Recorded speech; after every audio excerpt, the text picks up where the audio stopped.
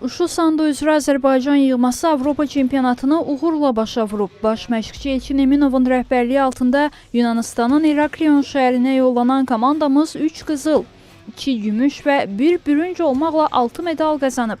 Yeniyetmələr və gənclər arasında Tunar Rüstəmzadə, Azad Ümbətov, Xəyal İbrahimov bütün rəqiblərinə qalib gələrək fəxri kürsünün ən yüksək pilləsinə yüksəlib.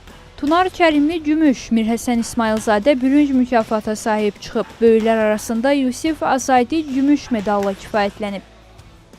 Bu yarışda biz əsas yeniyetmə və gənclərə üstünlük vermişdik. Bizim gənclər arasında idmançılarımız var ki, artıq beynəlxalq turnirlərdə iştirak eləmişlər. Onların biz təcrübəsini bilirdik.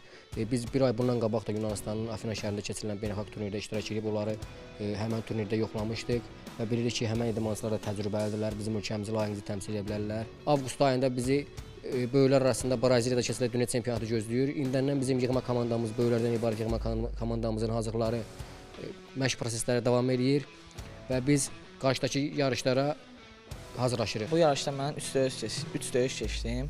Bu 3 döyüşdən biri Yunanistanlı rəqib, ikinci döyüş Rumıniya rəqib, final döyüş isə erməni idmançısı oldu və mən buna qalib gələrək Avropa çempionu oldum. Final döyüşüm həyəcanlı oldu və mən güclü səviyyədə hazırlaşdığımıza görə erməni idmançısına qalib gəldim. Finaldan əvvəl özümə güvənirdim ki, mən qələbə qazanacağam və şükürlər olsun ki, qələbə qazandım.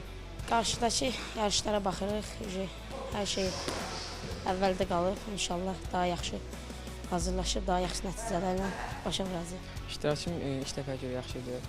İnşallah ikinci dəfə gələni çatım gənclər arasında. Rəqiblərin biri Yunan rəqibi, birisi HSFS rəqibi idi. Azərbaycan birinci yer qızıl medalla qayıtdım. Bizi gələcəkdə Balkan çempionatı gözləyir, ondan sonra Moskva çempionatı gözləyir. Qeyd edək ki, yığmamızı Braziliyada böyüklər arasında dünya çempionatı, Əl-Riyadda İslam oyunları gözləyir. Yeniyetmə və gənclər isə Çində təşkil olunacaq dünya çempionatına hazırlaşırlar.